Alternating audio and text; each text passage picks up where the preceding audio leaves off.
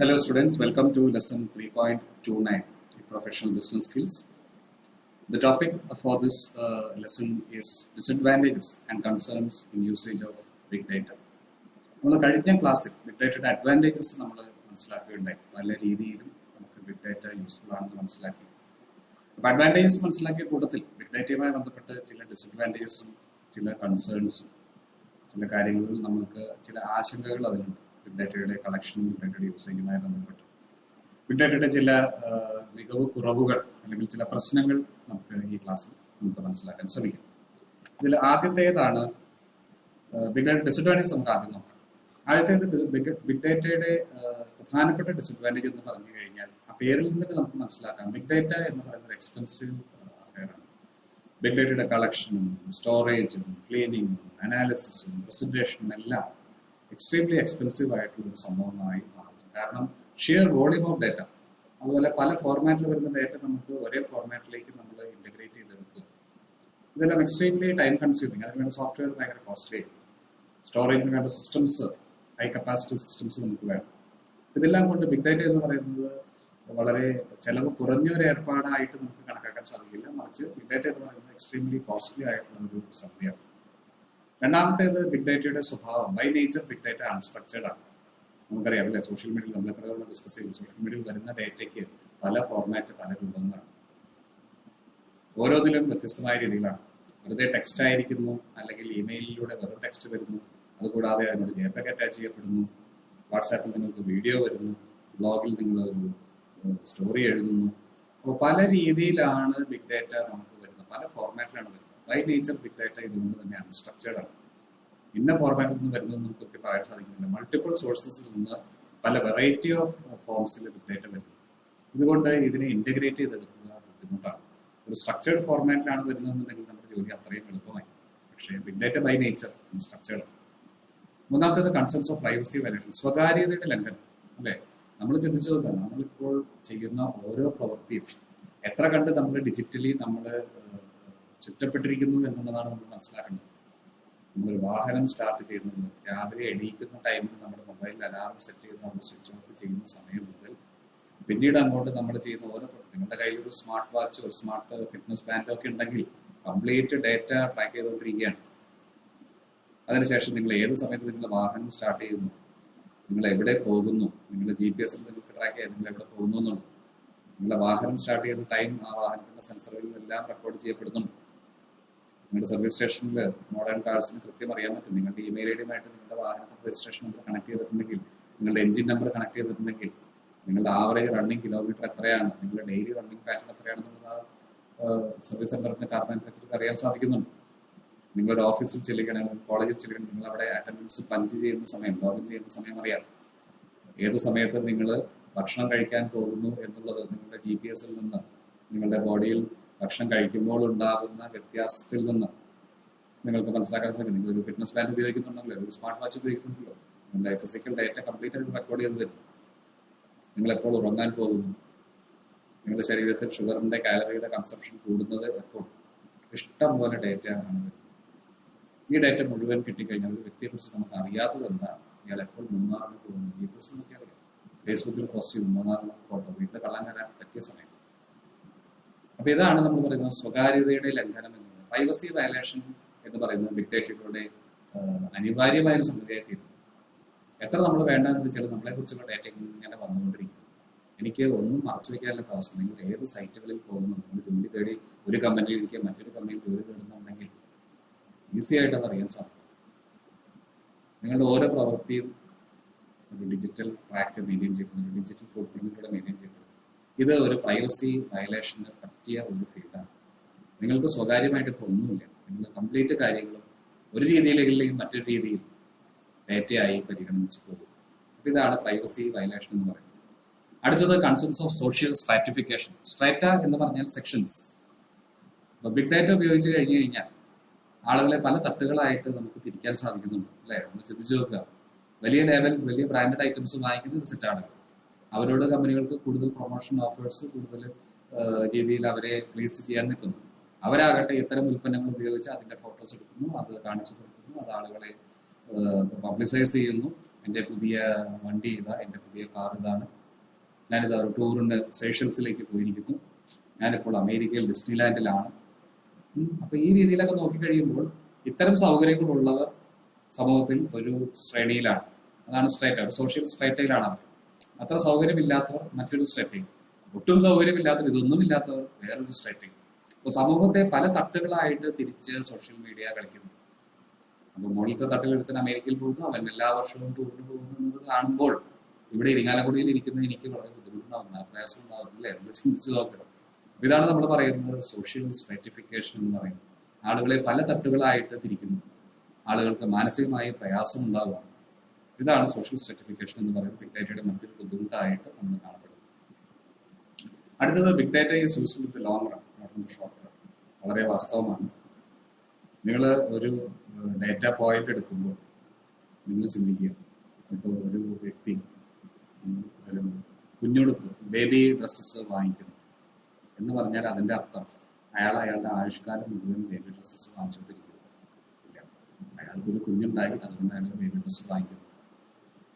ഒരു ലോങ് റണ്ണിൽ നോക്കിക്കഴിഞ്ഞാൽ നമ്മൾക്ക് ഷോർട്ട് റൺ, നമ്മൾ കുറച്ച് കാലത്ത് നമ്മൾ ഈ ഒരു പർച്ചേസിന്റെ ബേസിസിൽ മാത്രം അയാളെ തീരുമാനിക്കുന്നത്. അയാൾക്ക് എന്നും കുഞ്ഞുടുപ്പ് വാങ്ങിക്കുന്ന ഒരാൾ അയാൾക്ക് 25 വർഷത്തേക്ക് നിങ്ങൾ കുഞ്ഞുടുപ്പ് വാങ്ങിക്കുന്നത് മെയിലയക്കുന്നത് സാധിക്കില്ല. ലോങ് റണ്ണിൽ വേണം നിങ്ങൾ നോക്കാൻ. ഇയാളുടെ സോഷ്യൽ മീഡിയയിലെ കാര്യങ്ങൾ നോക്കുമ്പോൾ നമുക്ക് മനസ്സിലാക്കാൻ സാധിക്കും, ഈ 3-4 വർഷം കുഞ്ഞുടുപ്പ് വാങ്ങിച്ച ആള് അതിനുശേഷം ബോയ്സ് ഡ്രസ്സസ്, ഗേൾസ് ഡ്രസ്സസ് വാങ്ങിക്കുന്നു. ആദ്യം ബേബി ഡ്രസ്സസ് വാങ്ങിച്ചു, അതിനുശേഷം ബോയ്സ് ഡ്രസ്, മെൻസ് ഡ്രസ്സ് വാങ്ങിക്കുന്നു. പിന്നെ ഒരു സുപ്രഭാതത്തിൽ അയാൾ അങ്ങനത്തെ ഡ്രസ്സുകൾ വാങ്ങൽ നിർത്തുന്നു. കാരണം എന്താണ്? ഇയാളുടെ മക്കൾ വലുതായി കഴിഞ്ഞാൽ അവർ അവരുടേതായ പർച്ചേസ് ഡിസിഷൻസ് എടുക്കുന്നു.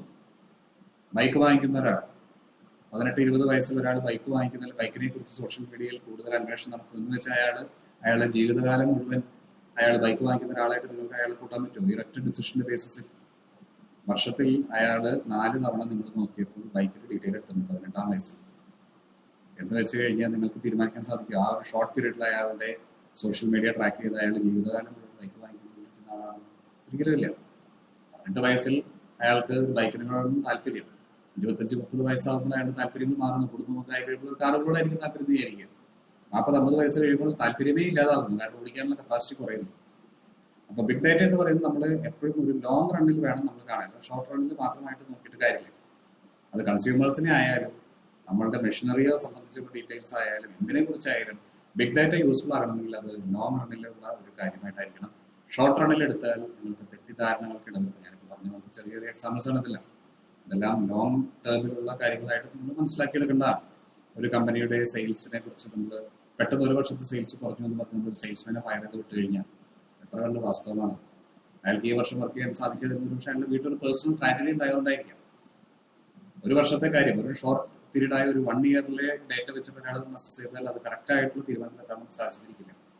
ലോങ് റണ്ണിൽ നമ്മൾ 5 വർഷത്തെ എടുക്കുമ്പോൾ നമുക്ക് മനസ്സിലാവും 4 വർഷം എക്സലന്റ് പെർഫോമൻസ്, ഒരു വർഷത്തെ പെർഫോമൻസ് മോശം, അത് ഏറ്റവും പ്രീവിയസ് ഇയർ, തൊട്ടടുത്തുള്ള ഇയർ. അതുകൊണ്ട് അതിന്റെ ബേസിസിൽ അയാളെ പറഞ്ഞു കൊടുക്കും. എവിടെയാണ് ഇതാണ് ഡേറ്റ എന്ന് പറയുന്ന ഒരു സംഭവത്തിലേക്ക് നമ്മൾ കടക്കുമ്പോൾ നമ്മൾ മനസ്സിലാക്കേണ്ട കാര്യം, ബിഗ് ഡേറ്റ ഷോർട്ട് റണ്ണിൽ നമ്മൾ ഉപയോഗിച്ച് കഴിഞ്ഞാൽ നമുക്ക് തെറ്റിദ്ധാരണാജനകമായ തീരുമാനങ്ങളിലേക്ക് അത് നയിക്കുന്നു. നമ്മൾ ലോങ് റണ്ണിൽ വേണം ബിഗ് ഡേറ്റ എപ്പോഴും നമ്മൾ കൺസിഡർ ചെയ്യുന്നത്. ഇതാണ് പ്രധാനപ്പെട്ട കാര്യം. അടുത്തത്, big data may be used for manipulation of customer records. കസ്റ്റമറുടെ റെക്കോർഡ്സ് മാനിപ്പുലേറ്റ് ചെയ്ത് കസ്റ്റമർക്ക് ബുദ്ധിമുട്ടുണ്ടാക്കാൻ നമുക്ക് ബിഗ് ഡേറ്റ സാധിക്കും. കാരണം ബിഗ് ഡേറ്റ എന്ന് പറയുന്നത് നമുക്കറിയാം, ഇഷ്ടംപോലെ ഡേറ്റ തുടർച്ചയായിട്ട് വന്നുകൊണ്ടേയിരിക്കുന്നു. ആരൊക്കെ ഈ ഡേറ്റ കൈകാര്യം ചെയ്യുന്നു? ഉദാഹരണത്തിന് ഒരു കസ്റ്റമറുടെ ക്രെഡിറ്റ് കാർഡിന്റെ പേയ്മെന്റ് 20-ാം തീയതിയാണ് അയാളുടെ ഡ്യൂ ഡേറ്റ് എന്ന് വിചാരിക്കുക. ഇയാൾ 20-ാം തീയതി പേയ്മെന്റ് അടച്ചതിന് നിങ്ങളെടുത്ത് 21-ാം തീയതിക്ക് മാനിപ്പുലേറ്റ് ചെയ്ത് മാറ്റി എന്ന് വിചാരിക്കുക. പല രീതിയിൽ നിങ്ങൾ ഡേറ്റയിൽ കടന്നുകൂടി 11:30-ക്ക് 20-ാം തീയതി അടച്ച പേയ്മെന്റ് നിങ്ങൾ അടുത്ത ദിവസം 12:30-ക്ക് കിട്ടി. അടുത്ത ദിവസം വെളുപ്പിന് 12:30-ക്കുള്ളതായിട്ട് നിങ്ങൾ കാണിച്ചു കഴിഞ്ഞാൽ മാനിപ്പുലേറ്റ് ചെയ്ത് കഴിഞ്ഞാൽ അയാൾ ഡീഫോൾട്ടറായി. അയാൾ കറക്റ്റ് ടൈമിന് പേയ്മെന്റ് അടയ്ക്കുന്ന ഒരാളുടെ സ്റ്റാറ്റസിൽ നിന്ന് അയാൾ ഡീഫോൾട്ടർ ആകുമ്പോൾ അയാളുടെ സിബിൽ സ്കോർ കുറയുന്നു. അപ്പൊ കസ്റ്റമറുടെ റെക്കോർഡ് നിങ്ങൾ മാനിപ്പുലേറ്റ് ചെയ്യുക. ഇത് ബിഗ് ഡേറ്റയിൽ മറ്റൊരു കൺസേൺ ആണ്, disadvantage. Big data can be manipulated. കാരണം ഹ്യൂജ് വോളിയം ഓഫ് ഡേറ്റയിൽ ഇത്തരം കാര്യങ്ങൾ നമുക്ക് ശ്രദ്ധിക്കാതെ പോകാനുള്ള സാധ്യത നമുക്ക് കൂടുതലായിട്ട് കണ്ടുവരും. ബിഗ് ഡേറ്റയുമായി ബന്ധപ്പെട്ട ചില ആശങ്കകൾ നമുക്കുണ്ട്. ബിഗ് ഡേറ്റയുടെ ഡിസഡ്വാൻറ്റേജസ് നമ്മൾ പറഞ്ഞു. ബിഗ് ഡേറ്റയുമായി ബന്ധപ്പെട്ട് എന്തൊക്കെയാണ് നമ്മളുടെ കൺസേൺസ്? ഒന്നാമത്തേത്, big data is all pervasive. All pervasive എന്ന് പറഞ്ഞാൽ എല്ലായിടത്തും പരന്നു കിടക്കുന്നു. പെർവൈഡ് ചെയ്യുക എന്ന് പറഞ്ഞാൽ പരന്നു കിടക്കുക, എല്ലാത്തിനെയും ബിഗ് ഡാറ്റ ഉൾക്കൊള്ളുന്നു. ഓൾ എൻകംബസിങ്, ബിഗ് ഡാറ്റ എല്ലാ കാര്യത്തിലും കയറി ഇടപെടുന്നു. അതുകൊണ്ട് ബിഗ് ഡാറ്റയ്ക്ക് ഒരു അദൃശ്യമായ പവർ ഉണ്ട് കസ്റ്റമർക്ക് വേണ്ടി. എല്ലാ കാര്യങ്ങളിലും ബിഗ് ഡാറ്റ വരുന്നു. ഞാൻ നേരത്തെ പറഞ്ഞ പോലെ നമ്മൾ എഴുന്നേൽക്കുന്ന സമയം മുതൽ നമ്മൾ ഉറങ്ങുന്ന സമയം വരെയുള്ള ഡാറ്റ മറ്റൊരാളുടെ കയ്യിൽ എത്തിച്ചേർന്നു കഴിഞ്ഞാൽ അതുപയോഗിച്ച് എന്തെല്ലാമാണ് പോസിബിൾ, എന്താണ് പോസിബിൾ അല്ലാത്തത് എന്ന് നമ്മൾ ചിന്തിക്കണം. വൈകി കിടക്കുന്ന ഒരാൾക്ക് ഉറക്കം വരുന്നതിന് വേണ്ടിയുള്ള പ്രത്യേക എക്സർസൈസുകൾ സജസ്റ്റ് ചെയ്യാൻ നിങ്ങൾ ഈ സൈറ്റിൽ കയറും. അത് ഉറക്കം വരാത്തതാണ്. രാവിലെ എണീക്കാൻ നിങ്ങളെ സഹായിക്കുന്നു, രാവിലെ എഴുന്നേറ്റ് തന്നെ എക്സസൈസ് ചെയ്യാൻ നിങ്ങളെ പ്രേരിപ്പിക്കുന്ന രീതിയിലുള്ള എക്സസൈസ് ചെയ്യാനുള്ള സൈറ്റുകളിൽ നിങ്ങൾ അംഗമാകൂ. അവിടെ നിന്ന് തുടങ്ങുന്നു. കാറിന് കൂടുതൽ മൈലേജ് കിട്ടാൻ, നിങ്ങളുടെ കാർ കൂടുതൽ സമയത്ത് മൈഡിലാണെങ്കിൽ നിങ്ങൾ എന്തിന് കാർ വാങ്ങിക്കും, നിങ്ങളുടെ റൈഡ് ഷെയറിംഗ് ആപ്പ് ഉപയോഗിക്കും. ഇങ്ങനെ പല രീതിയിൽ കസ്റ്റമർ ഡേറ്റ മനസ്സിലാക്കിയിട്ടുണ്ട്. എങ്ങാനും ഞാൻ ഹോളിഡേക്ക് പോകാൻ ഒരു ഹോട്ടലിൽ മേക്ക് മൈ ട്രിപ്പിൽ ബുക്ക് ചെയ്ത് കഴിഞ്ഞാൽ അടുത്ത വർഷം ഇതേ സമയത്ത് നിങ്ങൾ ഹോളിഡേക്ക് പോകണില്ലേ എന്നുള്ള ചോദ്യമാണ്. അടുത്ത വർഷം എൻ്റെ സാമ്പത്തിക സ്ഥിതി എന്താണെന്നൊന്നും ഇവർ ചിന്തിക്കുന്നില്ല. അപ്പോൾ അദൃശ്യമായ ഒരു പവർ മാർക്കറ്റേഴ്സിന്, സ്ഥാപനങ്ങൾക്ക്, കൺസ്യൂമറുടെ മേലുണ്ടാകും ബിഗ് ഡേറ്റയിലൂടെ. രണ്ടാമത്തേത്, ഇങ്ങനെയുള്ള ഒരു പവർ ഉപയോഗിച്ച് കൺസ്യൂമറുടെ മൈൻഡ് നമുക്ക് തിരിക്കാൻ സാധിക്കും. ഇത് ചില കൺസ്യൂമേഴ്സിന് ദോഷം ചെയ്യും. ഞാൻ നേരത്തെ പറഞ്ഞതുപോലെ കൺസ്യൂമേഴ്സിനെ പല തട്ടുകളാക്കി മാറ്റി കഴിഞ്ഞു. കൺസ്യൂമർക്ക് ഇന്ന തട്ടിലുണ്ടെങ്കിൽ മാത്രമേ നിങ്ങൾക്ക് സംതൃപ്തിയും സന്തോഷവും ഉള്ളൂ. പലപ്പോഴൊക്കെ നിങ്ങളൊന്ന് അമേരിക്കയിൽ എന്നുള്ളൊരു മൈൻഡ് സെറ്റ് ഒരു കസ്റ്റമറിന്റെ മൈൻഡിൽ ഉണ്ടാക്കി കഴിഞ്ഞാൽ അങ്ങനെ പോകാൻ സാധിക്കാത്തവരുണ്ടാകുന്ന മനപ്രയാസം, ഡിപ്രഷൻ, മാനസിക അസ്വസ്ഥത, അസൂയ, ഇതൊക്കെ ഇതിന്റെ ചില ഫലങ്ങളാണ്. അപ്പൊ ഇങ്ങനെ വരുന്ന കസ്റ്റമറുടെ മൈൻഡ് മാനിപ്പുലേറ്റ് ചെയ്യുകയാണ്. സന്തോഷം കിട്ടുന്നത് നിങ്ങൾ ആ സ്ട്രൈറ്റയിൽ പെട്ട ആളുകൾ ചെയ്യുന്ന രീതിയിലാണ്. വലിയ കാറുകൾ, ഉന്നത വിദ്യാഭ്യാസം, ചില സ്ഥാപനങ്ങളിൽ പഠിക്കുന്നവർക്ക് ഭയങ്കര സന്തോഷം, ഹാപ്പി. ഫോറിൻ ടൂർ പോകുന്നവർക്ക് അതിലേറെ സന്തോഷം, പുതിയ കാർ വാങ്ങിച്ചവർക്ക് അതുമായി ബന്ധപ്പെട്ട സന്തോഷം. ഇങ്ങനെ സന്തോഷം കിട്ടുന്ന കാര്യങ്ങൾ ഇന്നതെല്ലാമാണ് എന്ന് മറ്റൊരാളാണ് തീരുമാനിക്കുന്നത്. അപ്പൊ അങ്ങനത്തെ തീരുമാനങ്ങൾ എടുക്കുമ്പോൾ ആ സന്തോഷം ലഭിക്കാൻ സാധ്യതയില്ലാത്തവർക്ക് ഉണ്ടാകുന്ന മനപ്രയാസം, പല രീതിയിലുള്ള മാനസിക പ്രശ്നങ്ങൾക്ക് ഇടവരുത്തും. തെറ്റായ വഴികളിലൂടെ ധനം സമ്പാദിപ്പിക്കാനുള്ള പ്രേരണകൾ ഉൾപ്പെടെ അത് നൽകുന്നു. അടുത്തത്, companies use big data to drive shopping experience other than consumers themselves driving shopping experience. ഞാൻ എന്ത് ഷോപ്പ് ചെയ്യണം, എനിക്ക് ഷോപ്പിംഗ് എക്സ്പീരിയൻസ് എന്തായിരിക്കണം എന്ന് ഞാൻ തീരുമാനിക്കുന്നതിന് പകരം കമ്പനികളാണ് തീരുമാനിക്കുന്നത്. നേരത്തെ പറഞ്ഞതിൻ്റെ ഒരു വകഭേദമാണ്. ഞാൻ എന്ത് വാങ്ങിക്കണം, എന്ത് വാങ്ങിച്ചാൽ എനിക്ക് സംതൃപ്തി ലഭിക്കും എന്ന് ഞാൻ തീരുമാനിക്കുന്നതിന് പകരം, കൺസ്യൂമറായി ഞാൻ തീരുമാനിക്കുന്ന പകരം കമ്പനിയാണ് തീരുമാനിക്കുന്നത്. മാർക്കറ്റിയറാണ് തീരുമാനിക്കുന്നത് എന്ത് വാങ്ങിച്ചാൽ എനിക്ക് സന്തോഷം കിട്ടും, എന്ത് വാങ്ങിച്ചാൽ എനിക്ക് എന്ത് വാങ്ങിച്ചാൽ സന്തോഷം കിട്ടും, സംതൃപ്തി കിട്ടുമെന്ന് ഞാനാണ് തീരുമാനിക്കേണ്ടത്. കൺസ്യൂമറായ ഞാൻ തീരുമാനിക്കണം. പണം കുറവുള്ള, ഒരു സാമ്പത്തിക ശേഷി കുറവുള്ള ഞാൻ ഒരു വളരെ വില കൂടിയ ഉൽപ്പന്നം ലോൺ എടുത്ത് വാങ്ങിച്ചു കഴിഞ്ഞാൽ അതെനിക്ക് സന്തോഷമാണോ തരിക? അപ്പൊ ലോൺ എടുക്കണമെന്നതിനെ കുറിച്ച് കമ്പനി ഒന്നും പറയില്ല. കമ്പനി നിങ്ങൾ ഇത് വാങ്ങിച്ചാൽ നിങ്ങൾക്ക് സന്തോഷമാണെന്ന് പറയും. 5 ലക്ഷം രൂപയുടെ കാർ വാങ്ങിക്കാൻ കപ്പാസിറ്റി ഉള്ള ഒരു വ്യക്തി 15 ലക്ഷം രൂപയുടെ കാർ വാങ്ങിച്ചാലാണ് നിങ്ങളുടെ ജീവിതത്തിൽ എന്തെങ്കിലും ആയിട്ടുള്ളൂ എന്നുള്ള രീതിയിലുള്ള കമ്പനിയുടെ പരസ്യമോ വർത്തമാനമോ കേട്ട് നിരന്തരമായി സോഷ്യൽ മീഡിയയിലൂടെയുള്ള ഒരു കമ്മ്യൂണിക്കേഷന് വിധേയനായി 10 ലക്ഷം രൂപയുടെ ലോണും 5 ലക്ഷം രൂപയുടെ കൈക്കാശും ഇട്ട് 15 ലക്ഷം രൂപ കാർ വാങ്ങിച്ചു കഴിഞ്ഞാൽ അയാൾക്ക് സംതൃപ്തിയാണോ ലോങ് റണ്ണിൽ ഉണ്ടാവുക എന്ന് നമ്മൾ ചിന്തിക്കണം. പ്രത്യേകിച്ച് സ്ഥിര വരുമാനം ഇല്ലാത്ത ഇത്തരം കാലഘട്ടങ്ങളിലൊക്കെ ആരാണ് ഷോപ്പിംഗ് എക്സ്പീരിയൻസ് തീരുമാനിക്കുന്നത്? കൺസ്യൂമറാണ് തീരുമാനിക്കുന്നത്, മാർക്കറ്റിംഗ് അല്ല തീരുമാനിക്കേണ്ടത്. മാർക്കറ്റിംഗ് മാനേജർമാരല്ല ഒരു കസ്റ്റമറുടെ ഷോപ്പിംഗ് എക്സ്പീരിയൻസ് തീരുമാനിക്കുന്നത്, കസ്റ്റമർ നേരിട്ടാണ്. പക്ഷേ ഡേറ്റ കയ്യിലുള്ള മാർക്കറ്റിയർ തീർന്നു ബുദ്ധിപൂർവ്വം അത് ദുരുപയോഗം ചെയ്ത് കസ്റ്റമറുടെ ഷോപ്പിംഗ് എക്സ്പീരിയൻസ് നിർണ്ണയിക്കുന്നു.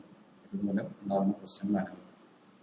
അടുത്തത്, നമ്മൾ എപ്പോഴും ബിഗ് ഡാറ്റ എന്ന് പറയുന്നത് കസ്റ്റമറും മാർക്കറ്റും തമ്മിലുള്ള ബന്ധത്തിൽ ഒരു അവസാന വാക്കായിട്ട് കാണുക.